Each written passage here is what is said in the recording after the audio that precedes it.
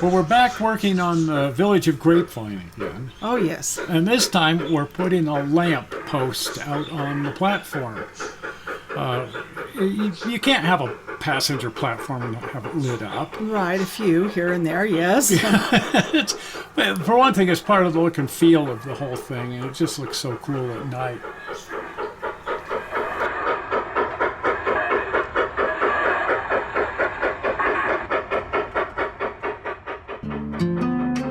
Of course, it really comes to life when you have some figures out there. Exactly, that looks really real. It's so fun, and we both love putting lights in things. Exactly, that brings it to life. Just to get everybody sort of caught up here, some time ago we built this wood platform for the Village of Grapevine, and we've just been having some fun staining it and dialing it in. But I thought, what it really needs is a light out here, a big lamppost lighting up the platform.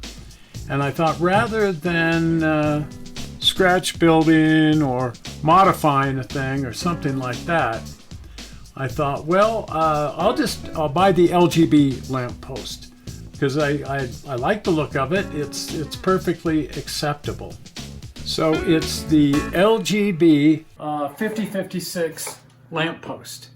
Okay, and it's really ornate and it matches the lamps that are already in the town square. And so I thought, well, they're like $45, and then the shipping, it's like, ew, that's scary. It's a little steep.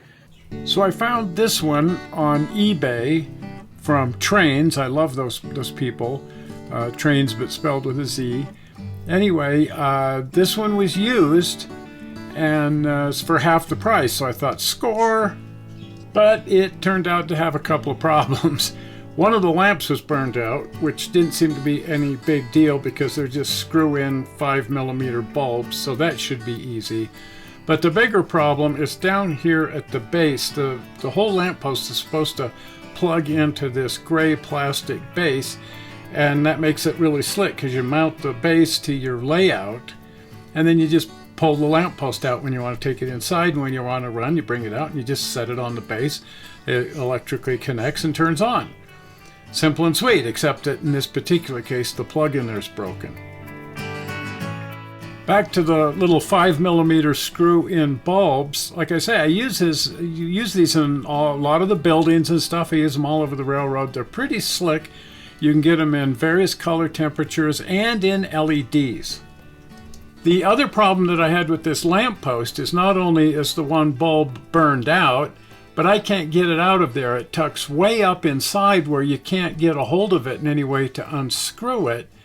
And I was trying to figure out how that's supposed to work.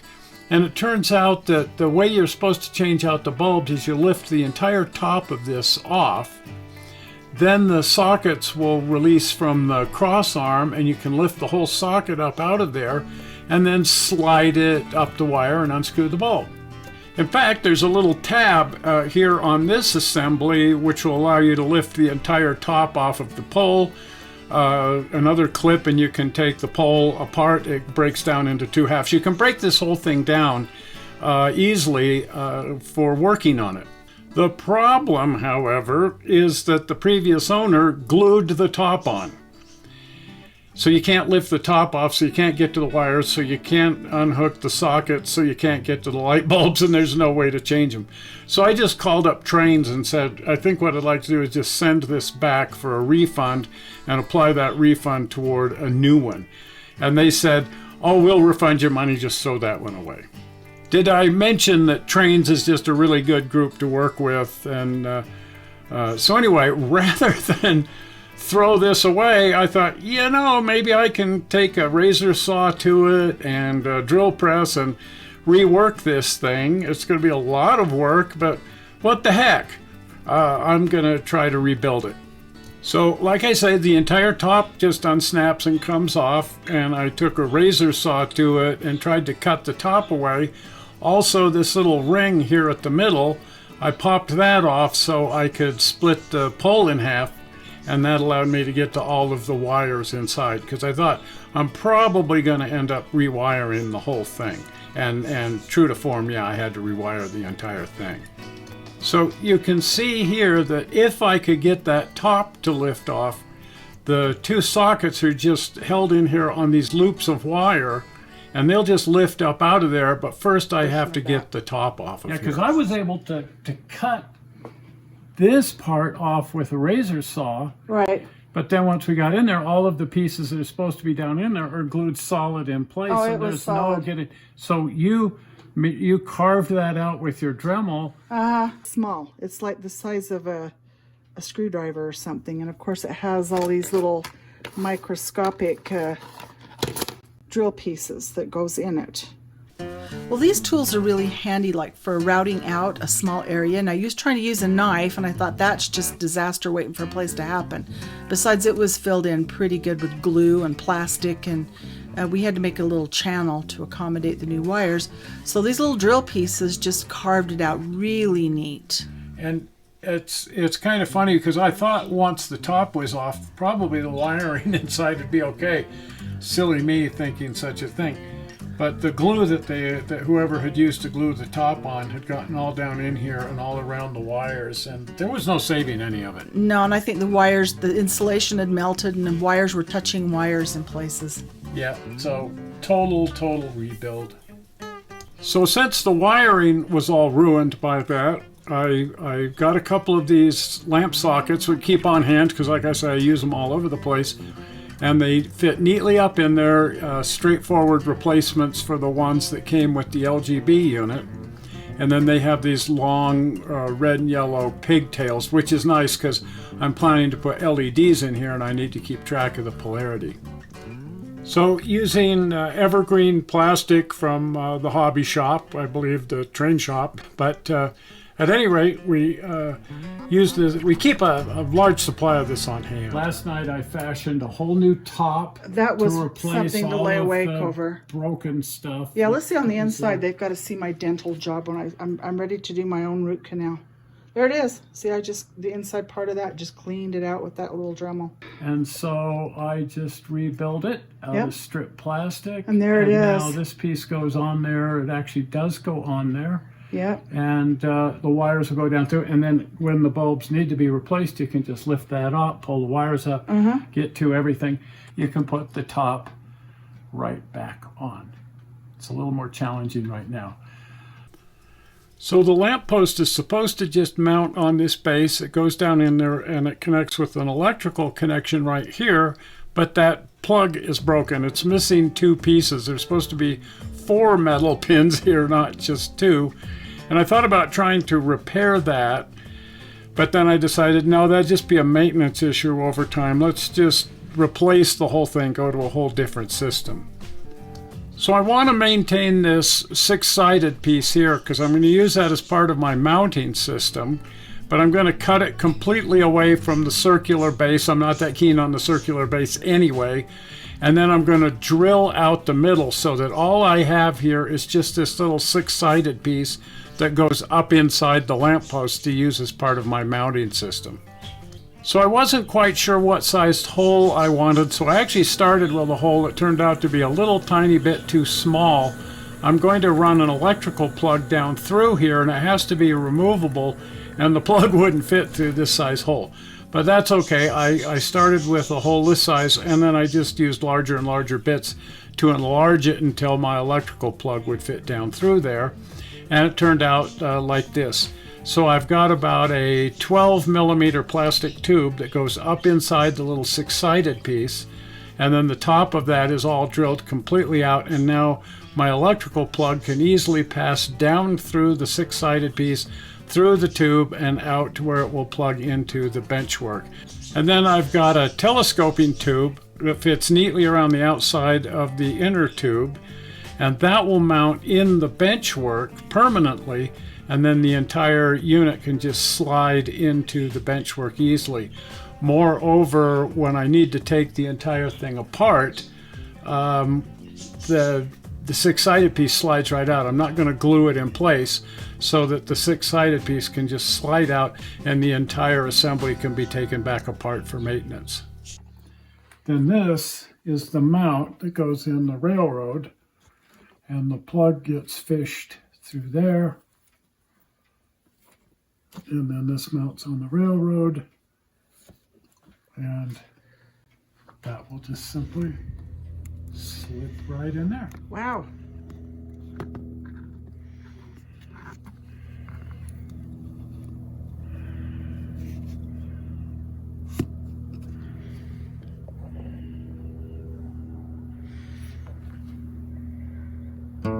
Well, I think that looks a lot better, just mounted onto the wood like that, like it would actually be that way in real life. Yeah, I wasn't very keen on that big gray plastic piece. Maybe some other place on the railroad, but not there. Yeah, and I thought, well, I can paint it and weather it, but no matter what you do, it's just, you know, and that looks great. I just love the look of it. I do too. Flat down onto the wood like that. Much more like what you would expect to see. Yes.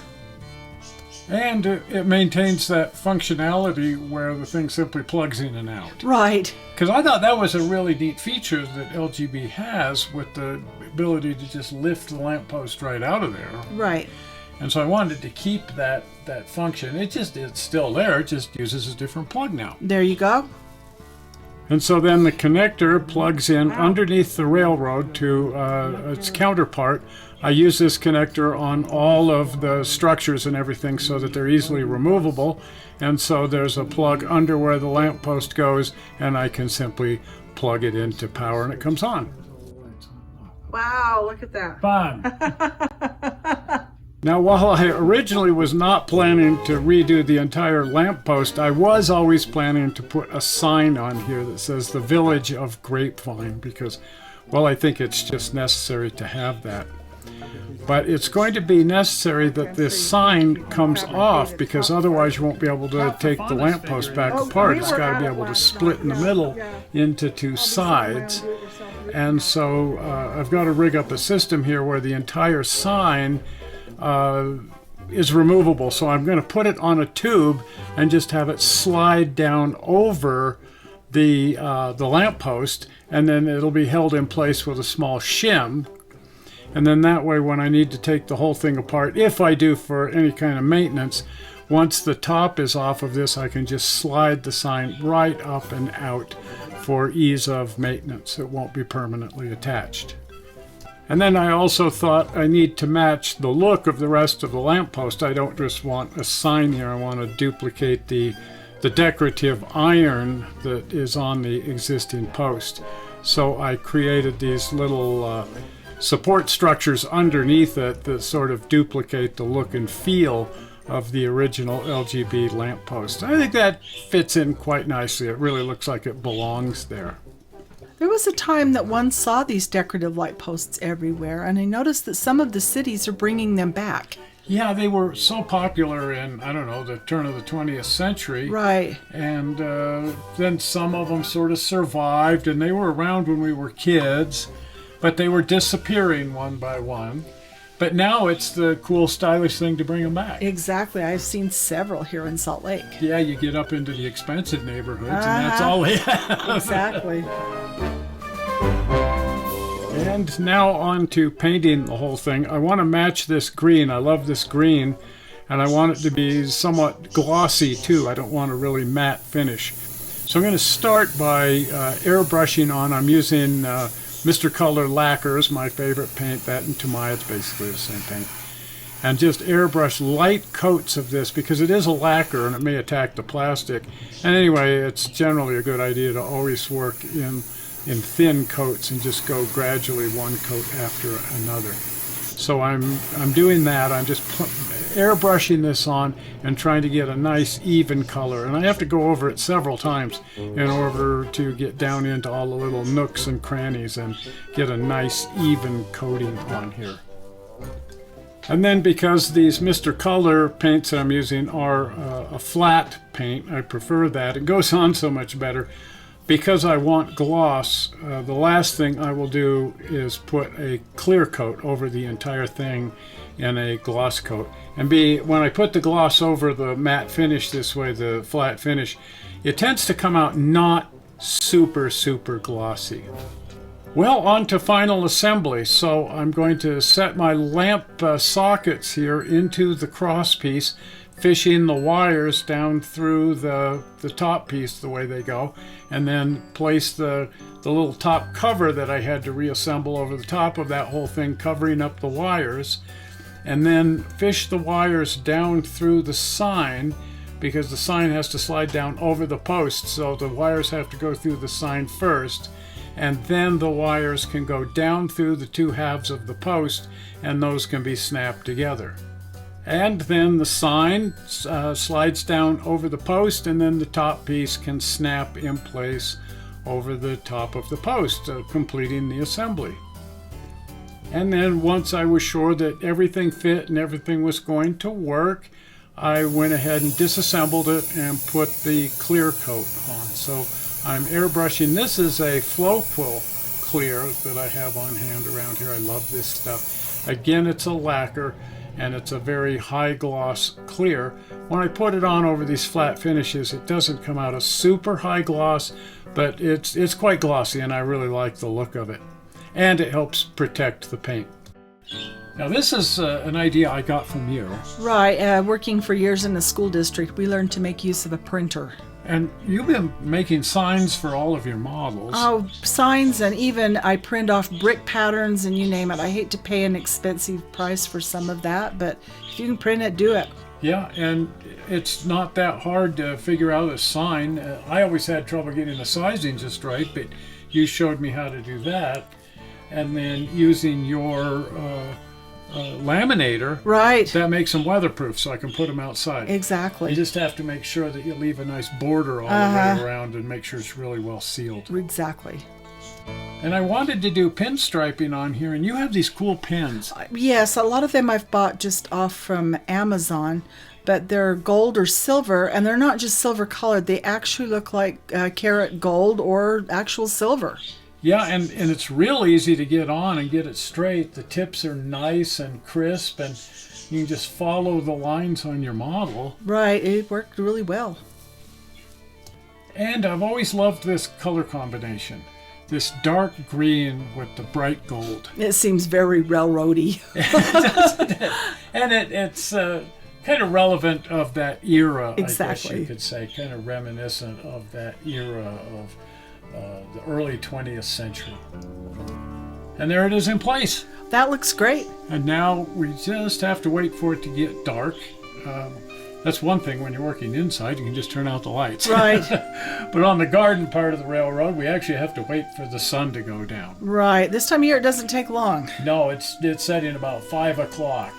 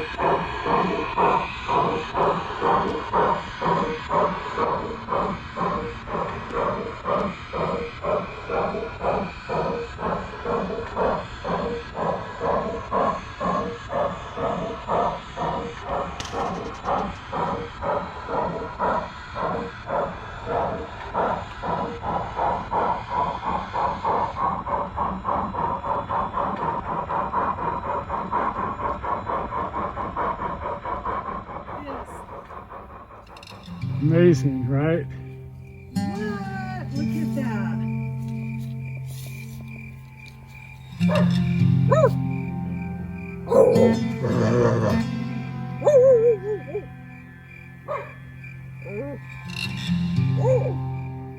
Well, this makes an absolutely wonderful addition to the railroad. It sure does.